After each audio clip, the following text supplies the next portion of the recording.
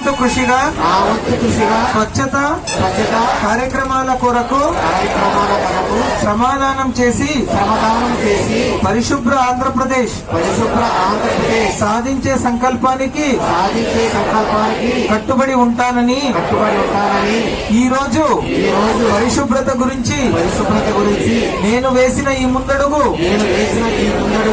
ఆంధ్రప్రదేశ్ రాష్ట్రాన్ని శుభ్రపరచడంలో సహాయం చేస్తుందని నమ్ముతూ ఈ రోజు నుండి నా తోటి వారికి కూడా వాహన కాలుష్యాన్ని తగ్గించి స్వచ్ఛమైన గాలి ప్రజా రవాణా వాహనాలకు స్వచ్ఛాంధ్రప్రదేశ్ గా తీర్చిదిద్దేటట్లు నా వంతు కృషి చేస్తానని ప్రమాణం చేస్తున్నాను. ఇప్పుడు మీలో ఎంతమంది బైక్ కొనిస్తే బాగుంటుంది అనుకుంటున్నారు?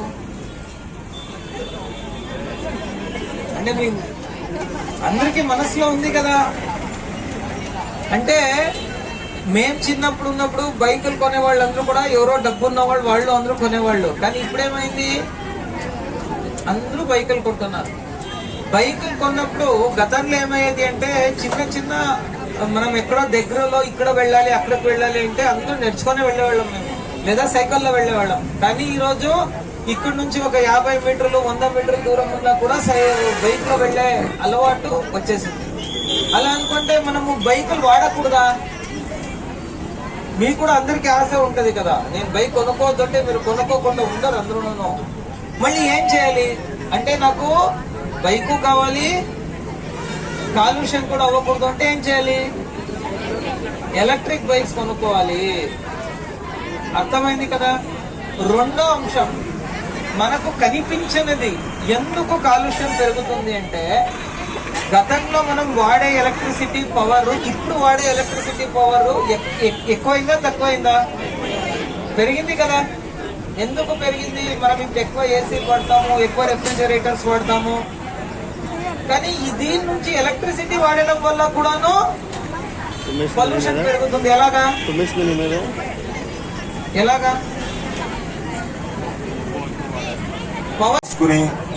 ఏదో గబగబా స్నానం చేసేసి బయలుదేరితే కాదు, మన పరిసరాలు కూడా పరిశుభ్రతను ఖచ్చితంగా పాటించినప్పుడే మనకి భారీ తరాలకి ఒక ఆరోగ్యకరమైనటువంటి సమాజాన్ని అందించే అవకాశం. సైకిల్ తొక్కండి, బైకులను తగ్గించండి, సైకిల్ తొక్కండి,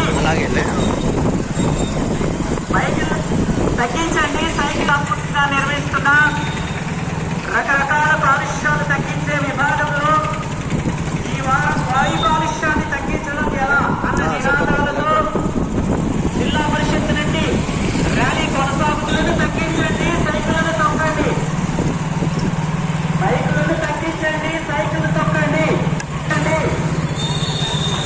దీపావళి పండుగ చేసుకోండి, టపాసులను తగ్గించండి, టపాసులను తగ్గించండి, మీ ఊపిరితిత్తులను కాపాడుకోండి. టపాసులను తగ్గించండి, మీ ఊపిరితిత్తులను